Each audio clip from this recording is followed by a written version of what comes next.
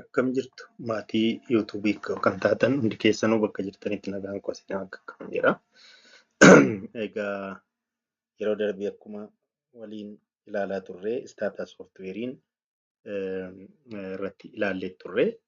Sooftiweeriin kun egaa torbee darbe keessatti jechuudhaan introdaakshini isaa kan nuti ilaalle baay'ee barbaachisaa kan ta'e paawarfuulii kan inni ta'e daataa baay'ee iddoo tokkotti yookiin immoo bifa salphaatiin iyyuu analaayiz gochuu akka dandeenyu ilaallee ture. Har'a immoo mata duree haaraa qabadhee dhufeetaniin jira. Mata duree haaraan inni qabadhee dhufe kun daataa manaajimentii kan jedhudha jechuudha. Kanaafuu egaa har'aa walitti deebineerraa maatii kan taatan dursaa jalqabuudhaaf jechaadha. Hojiin keessan inni duraa na deeggaruudhaaf barnoonni kun barattoota afaan Oromoo baratan yookiis afaan Oromoo dhagaan hundumayyuu bakka jiranitti barnoonni kun akkana isaan qaqqabuutiif obboloota keessaniif, firoottan keessaniif, hiriyoota keessaniif sheer gochuudhaan akkasumas laayikii yoo gootan guyyaa hundumaa viidiyoo kana yoo gadhiisan isin qaqqabaa jechuudha. Kan gara biraa immoo namoonni har'uma gara yuutuubii kanaatti kan dhuftan kan dhaggeeffachaa jirtan guyyaa hundumaa viidiyoo nuti gadhiifnu akkasiin qaqqabuutiif sabiskiraabii yoo gootan guyyaa hundumaa viidiyoon gadhiifamuu isin qaqqabuu danda'a waan ta'eef deeggarsi keessan sabiskiraayib gochuun akka deeggartan ergaa koo isa jalqabaati. Kanatti aansee kallattumaan gara barnooticha keenyaatti ni deebina. Daataa manaajimentii kan jedhudha jechuudha. Daataa manaajimentii jechuun maal jechuudha? Daataa manaajimentii jechuun walumaa galatti jechuudha. Ibsa isaa iskiriinii kanarraatii argachuu dandeessu. Garuu jalqabuma harkaan gara istaataatti daataa keenya galchuurraatii kaasee hanga analaayizingiitti hojiiwwan nuti hojjennu daataa keenya yookiin immoo istaata keenya keessatti wanti nuti hojjennu fakkeenyaaf baaraabiliyoota yoo dogoggorree maqaasaa deebinee jijjiiruu kan dandeenyu lakkoofsa irra utaallee fakkeenyaaf umuriin waggaa 20 barreessuuf kaaneeru 200 jennee barreessuu dandeenya. 200 kana gara 20tti jijjiiruun edit gochuun kiliiningii gochuun daataa tiraanspoortiin tiraanspoortii gochuu dandeenya, impoortii gochuu ni dandeenya, tiraansfoormii gochuu ni dandeenya. Isaan kun hundumtinuu walumaa galatti maqaa baaraabiliyoota keenyaa leebelii gochuu dandeenya yookiis maqaa isaa sirrii bifa namaa galuu danda'uun barreessuu ni dandeenya. Kun walumaa gala iddoo tokkotti maal jedhamee waamama? Daataa manaajimentii jedhama. Ingiliffaatiin yeroo isne it is the process of using status command and the tools to handle data set from raw data entry to final preparation so that the data becomes accurate, consistent, and ready for statistical analysis. Kanaaf egaa hanga analyze goonutti wanti goonu kun hundumtuu maal jedhama? Data management jedhameetu qaba. Mee amma gaaffii asirratti barreeffamaniiru kana dubbistu jedhee yaada. Componentii qaba data management jechuudha. What are the components of data management?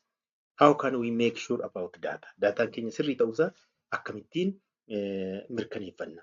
What is data cleaning and data transformation?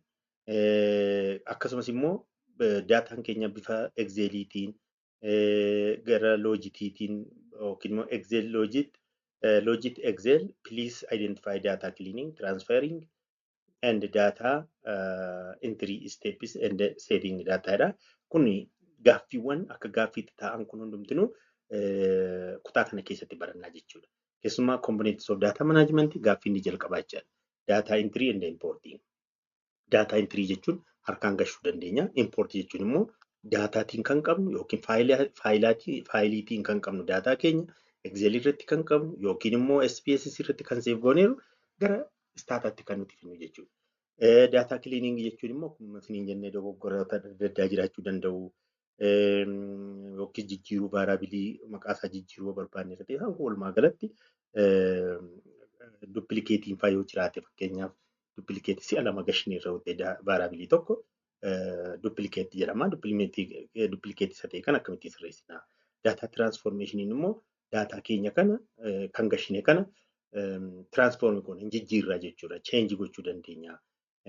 Daataa keenya organize gochuu dandeenya. Kanaan fi akkasuma organize jechuun erga kana sirreessinee seef godhannaa maqaa yaadachuu dandeenyuutiin kun hundumtinuu the components of data management jedhamaniitu waamamu jechuudha. Kabira data entry and import amma jalqabuma irratti asirraatii kan nuti data entry and importing inni jiru tokkoffaa irratti taa'eera. daataa intirii jechuun maal jechuudha? Daataa importing jechuun maal jechuudha? Kana beekuu qabna. Gara piraaktikaalii istaataa ilaaluu otoo hin deemin dura wantoota akkasii kana dursine yoo beekne yoo piraaktikaalii istaataa keenya ilaallee nu rakkisanii jechaadha. Daataa intirii jechuun the process of manually inputting data into stata from sources like questionnaire ta'uu danda'a, survey ta'uu danda'a, paper records ta'uu danda'a. Achirratti kallattiiwwan harkaan istaataa irratti kan nuti daataa sana gashannu kun maal jedhama? Daataa intirii jedhama jechuudha. Fakkeenyaaf questionnaire irraati questionnaire keenya erga qopheeffannee kaane questionnaire keenya kana gara istaataatti yoo finne survey irra isa jiru yookiin immoo waraqata irratti yookiis paperii irratti galmaa'ee kan jiru kan hundumaa kallattiidhaan gara istaataatti kan nuti gashinu daataa intirii jedhameetu waamama jechaadha. Daataa intiriin kun kallattii adda addaatiin fayyadamuu dandeenya. Use command fayyadamuu dandeenya. Copy paste gochuu ni dandeenya. Excel irraa fakkeenyaatiif copy goonee istaataa irratti paste gochuu dandeenya. Directory harkumaan irratti barreessuu dandeenya. Daataa intirii irratti jechaadha. By using stata transfer software ta'uu danda'a. Kana jechuun stata transfer software kanatti achuma isuma fayyadamneetu achirratti kan gashinu jechuudha. Fakkeenya kun asirratti daataa kana ilaaluu dandeessu. Daataan kun amma you may enter survey data. Amma survey data irraa kan fudhanne. Survey daataan kun serial numberii qaba. Fakkeenyaaf gaafatamaa tokkoffaa, lammaffaa yookiin respondentii tokkoffaa, lammaffaa, sadaffaa, arfaffaa, shanaffaa inni kan keenya ta'uu danda'a jechuudha. Isa booda inni maal jedhama? Row jedhameetu waamama. Row 1, row 2, row 3 jedhama. Age, income, gender 1 jedhama immoo isaan immoo kolomanii isaaniiti jechaadha. Kanaafuu row fi kolomaniitiin ta'aniitu jiru. Bifa kanaatiin daataa keenya variabilii ammaa kan nuti qabnu age, income fi genderiidha. Kan biraas immoo variabilioota adda addaa kaa'uu dandeenya jechuudha. Variabilioota kana hundumaa erga gashine bifa kanaatiin dhumarratti daataa kiliiningii fayyadamuu barbaachisa. Daataa kiliiningiin immoo akkuma diidama sanii kaa'e kan dogoggorima eejii nama 35 isa jiru kan otoo 350 jennee barreessine bifa kamiin gara 35tti deebisna. Akkasuma inkaamiin fakkeenyaaf 500 jedhu kun 50dha yoo ta'e 500 kana gara 50tti akka nuti jijjiirru. Meeliin fakkeenyaaf jenderii jalatti meeliin jenne kun tarii variabiliin keenya fiimeliidha yoo ta'e gaafatamaan yookiin respondentii tokkoffaan meelii kana gara fiimeliitti akkamitti akka dandeenyu inni kun daataa kiliining jedhameetu waamama jechuudha. Inni lamaffaa daataa importingidha. Daataa importing immoo process of bringing data into stata from external datas external yoo jennu maa inni externaliin kun bifa faayilaatiin kan ta'e external faayilii kan instead of typing manually mana barreessurra bifa kanaan taa'eera yoo ta'e akkasitti fayyadamuu dandeenya. This is more efficient. Bakka yeroo keenya qusataa dogoggora uumamuu irraatiillee dogoggorallee xiqqeessaa keessumaa daataan keenya guddaadha yoo ta'e hanga 500, 500, 2,000, 3,000 qabaachuu dandeenya saampilii keenya jechaadha. Isaan kana bifuma salphaatiin bakka jiru irraatii gara staataatti fidachuu ni dandeenya jechuudha. Import data via use commandiidhaan akkuma diidama jenne use commandiin asirratti sintaaksii isinii kenna. Use file dataatiin kaa'uu dandeenya.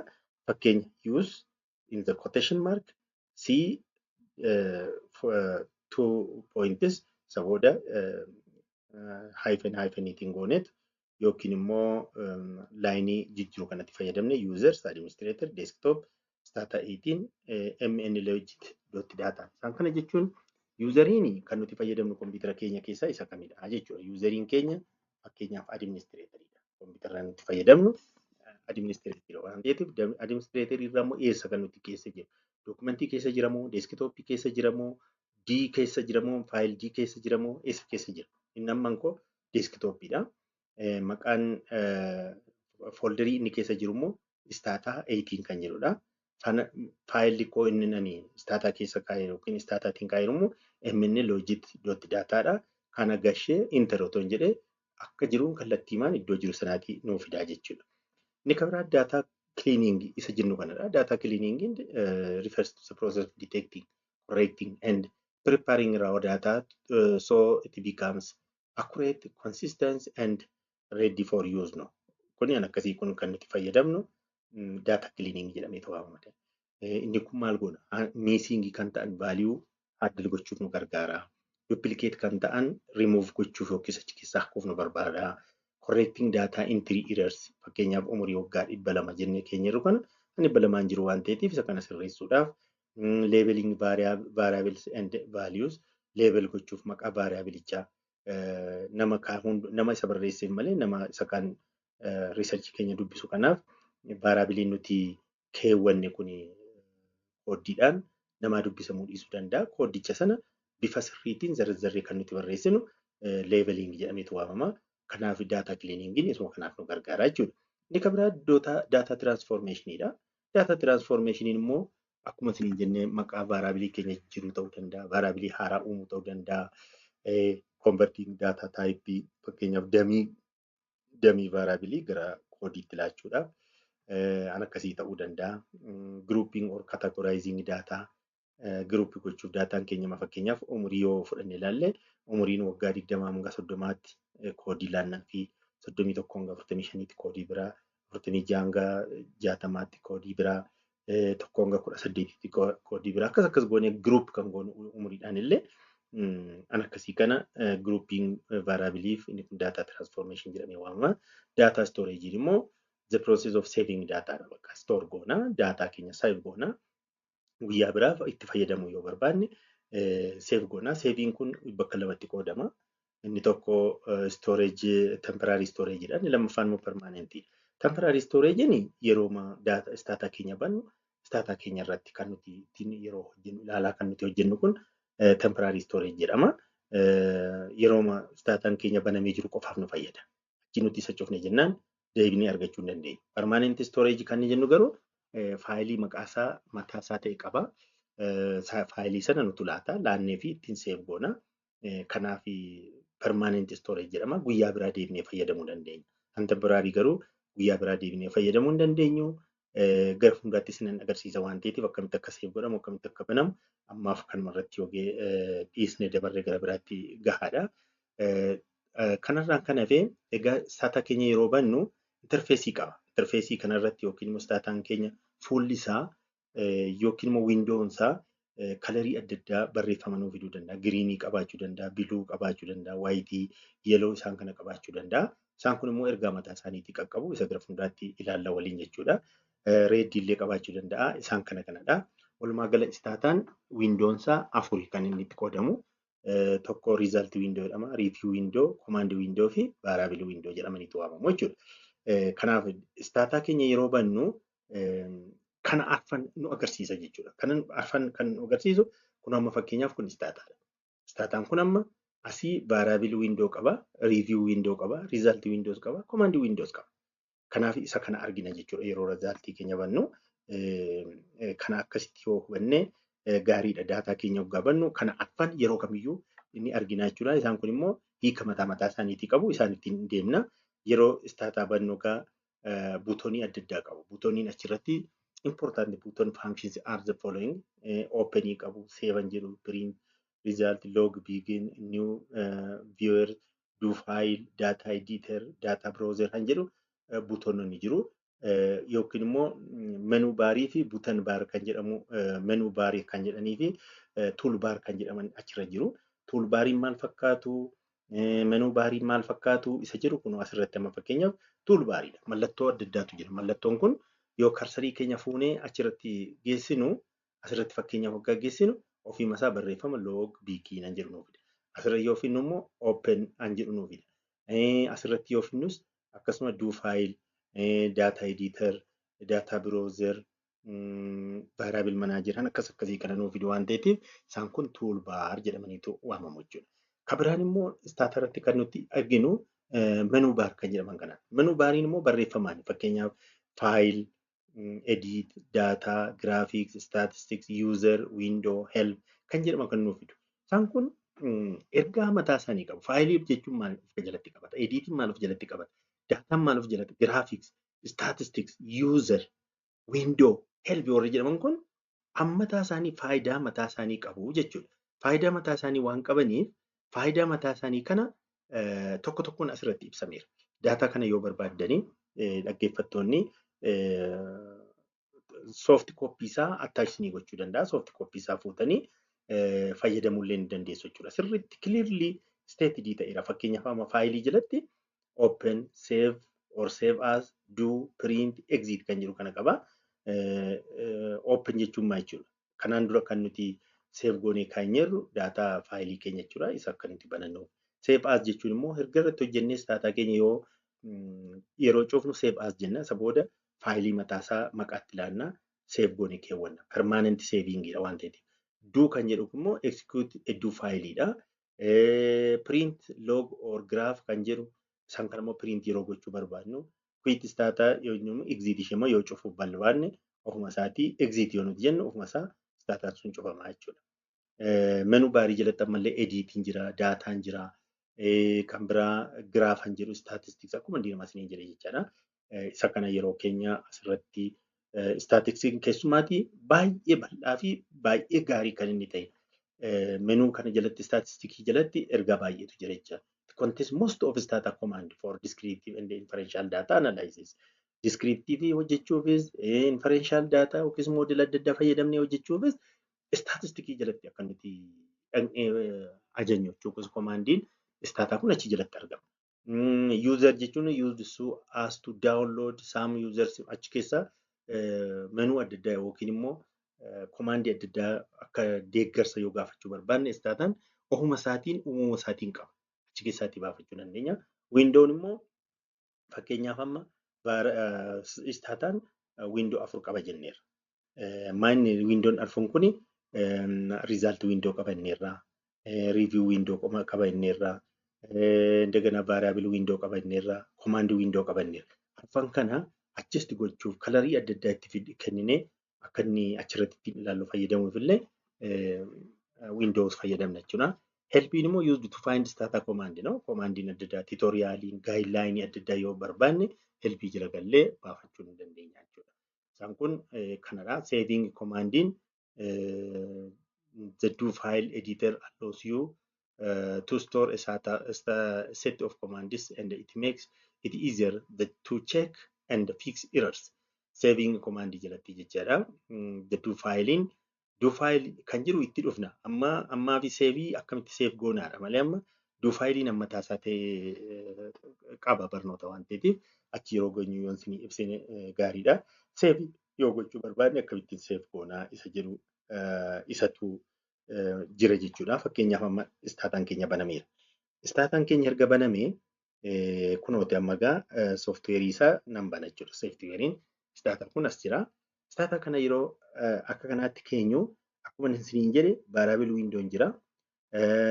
Result windoon jira. Command windoon jira. Review windoon jira. Amma jalqabaa eessa dhaqnaa kan qabnu karaa lama daataa fidachuu dandeenya. Tokko Exceliitiin kan taa'e gara asitti fiduu dandeenya. Kan biraan immoo kan duraan daataatiin save goone illee qabachuu dandeenya. Yoo daataatiin save hin goone banachuu barbaanne open jenna. Open jenna isa duraan nu taa'e yoo jiraate fakkeenyaaf amma yoo qabna ta'eetii fi fiduu dandeenya. Kunoota amma description point kan jedhu jira. Kun egaa daataan ani qabu by default faayila daataa keessa naa kaa'eera. MN daataa ishee jettu kana banadha. MN daataa yookaan banadhu kunooti amma kun kanaan dura isa hojjenneeru naa fide jechuudha. Isa hojjenneeru kana naa fidee naa kaa'eera. Kun amma homaa nan gargaaru asitti amma daataa nun gargaaru waan ta'eef isa balleessineetu maal goonaa import jenna. Importii kana eessarraa finna? Import erga jennee Excel spreadsheet ishee jettu jalqaba kana dhaqnaa jechuudha. Erga achi dhaqnee asii browse jettu dhaqna. Browse jettu amma bifa Exceliitiin kan kaawwanneerru qabna. Amma fakkeenyaaf loojit kan jettu jirti. As keessaa hin barbaanne filachuu dandeenya. Ammaaf ani garuu loojit isa jiru kana filadha. Daataan kun isa loojitii isa booda open jedha. Yeroon open jedhu maal naa fida?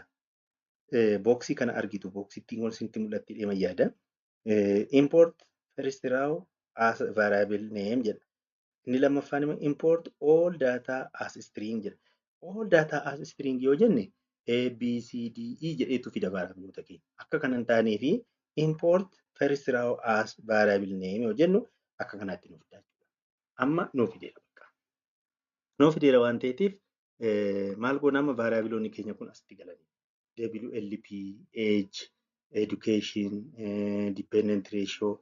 Isaan kun amma kooddii variablii kooti. Kooddii variablii waan ta'aniif isaan kun variableota kana maqaa tokko tokko isaanii maal gochuun qaba? Leebel gochuun qaba. Leebel yoon godhu maqaa isaanii jijjiira namoota dubbisuuf illee bifa inni galuu danda'uutiin gochuu ni dandeenya jechuudha. Gara ijoo dubbii keenyaatti yoo fudhannee ilaallu amma asii vaaraabiliin kun interfeesii 4 qaba inni. Interfeesiin 4 kun amma fakkeenyaaf regress jennee reg jennee wh education jennee ishee kana kilik irratti goona. Qastii ishee irratti jechuudha. Kilik goona. Erga kilik goonee hunduma isaa amma finneera. Vaaraabiloota asirra jiran kana asirra warra jiran kana gara komaandiitti fidee jechuudha. Regress jenna. Regress naa godhin jedha. Amma regress naa gochaa jira. Regress rizaaltii sanaa fideera. Amma gosa arfan sanaa diirama kan nuti ilaalle rizaaltii wiindoon eessa jira? Vaaraabil wiindoon eessa jira? Komaandii wiindoon eessa jira? Isa jiru isinitti agarsiisa. Vaaraabiloon asitti barraa'an kuni isaan kun asirratti warra barraa'an kuni wiindoo istaataa keessaa vaaraabil wiindoo jedhama. Inni asitti komaandii diirama kenne immoo naamin jedhee asitti inni barreesse kun immoo komaandii wiindoo jedhama. Teebiliin amma asirratti nu agarsiisne kun immoo rizaaltii isaati waan ta'eef rizaaltii wiindoo jedhama. Kanaaf amma asitti immoo ishee kana immoo argitanii asitti fide kana. Isheen kun immoo maal jedhamtee waamte? Riiviyuu wiindoo jedhameetu waamama. Amma too dogoggora uume fakkeenyaaf asuma dogoggora goonee mee akkas ta'uun kaayee amma kun dogoggora. Asittis diimaa agarsiise rizaaltii wiindoo irratti. Asitti riiviyuu wiindoo irrattis diimaa agarsiise. Kun amma dogoggora jira jecha. Asii kilik goonee asitti amma wanti dogoggorre arri bichaa barreessine. Arrii qofaa ishee dubbisuu hin danda'u. Arrii jennee tokko keenyas dubbisuu hin danda'u. Kophee yoo xinnaate regress jechuuf REG jechuu qaba jechuudha. Yoo jennee barreessinu isa nuuf fidaa jechuudha. Kanaaf istaataa keenya yeroo bannu kana fidna jechuudha. Amma waa'ee seevingii fi ani fide amma sakaan ganaatti dhufna waan ta'eefi asitti vaaraabiloota keenya istaataa wiindoo maal akka inni fakkaatu ilaalleerra. Komaandii sintaaksii kana otoo naqiin dura kana asii erga goone akkamittiin immoo seef goonaan. Amma kana hojjedhee fixeera yoon ta'e wanti na hafu hin jiru yoon ta'e asan dhufa. Faayilii jettu jala gala. Isa booda faayilii ergan jedhee save as kan jedhu jira kun. Save as jenna. Save as erga jennee maqaan faayila koomu maal jedhama? Waaquma fakkeenya waaquma dot data jedhee toon kaa'ee isa booda by default eessatti naa geessa istaataa 18 itti geessa waan ta'eef save godhin jedha. Amma waaquma dot data save ta'eera jechuudha. Amma save C users administrative desktop status 18 waaquma dot data ishee kana jechuudha. Yoo fuunee waan jenne asittillee kilik goonee diirama users inni jedhamee save isa jiru users jennee sana too gashinee daataa masachiisan hanbidha jechuudha. Kanaaf bifa kanaatiin illee daataa keenya save goonee kaawwanna. Amma isa booda istaataa 18 keessatti godhanne amma istaataa 18 kunooti. Istaataa 18 keessa inni otoo gallee waaquma dootti daataan kunooti jechuudha. Waaquma dootti daataan kunooti asitti save ta'eera. Sa'aatii barbaadne isa banachuu hin dandeenya jechuudha. Kanaaf amma immoo asitti immoo vaaraabiloota kana save jenneerra waan ta'eef kana cufuu dandeenya. Yoo cufnu bakka nun gaafatu jechuudha. Kanaaf bifa kanaatiin daataa keenya erga gashinee erga kiliin goonee erga tiraansfoormii gochuu barbaachisu jiraate ediit erga goonee hunda erga finnee gara istaataatti finnee akka kanaatti seef goonee bahuu dandeenya jechaadha. Erga binnee garii qanii biraa immoo deebinee istaataa keenya kana bannee keessaatii wanti sirreessinus yoo jiraate sirreessuu dandeenya. Waan hojjennus yoo qabaanne hojjechuu dandeenya. Akka kanaatti yoo goonee istaataa keenya asirratti hunduma isaa nu argisiisa jechuudha. Asirratti kana waan ta'eef akka kanaatti seef goona erga istaataa keenya bannee seef goonee cufnee guyyaa biraa immoo hojjechuu ni dandeenya jechuudha. Kanaaf hanga ammaatti waan nu dhaggeeffattaniif guddaa galatoomaa. Amma isa dhufutti common status syntax kan jedhu kana status syntax kana waan adda addaa syntax adda addaa yookiis command irratti barreessinee istaataa keenya ajajnee waan barbaanne statiksii akka inni nu hojjetu ajajuuf akkamitti fayyadamnaa isa jedhu har'aaf nu gahaa torbee ittaanutti wal argineetu waliin hojjennaa. Kanaaf waan hanga ammaatti nu dhaggeeffattaniif guddaa galatoomaa isiniin jedhaa. Ammallee namoonni haaraa har'uma gara yuutuubii kanaatti dhuftan daataa kennaa yookiin immoo sabiskiraayib gochuudhaan laayik gochuudhaan deeggarsa keessan akka itti nuuf dhuftaniif sinan gaafadhaa. Warri kanaan dura maatii taatan immoo sheer gootanii hiriyoota keessan akka gootaniif gahee keessan ba'aa isiniin jedhaa. Guddaa galatoomaa har'aa fi asumarratti nu ga'a.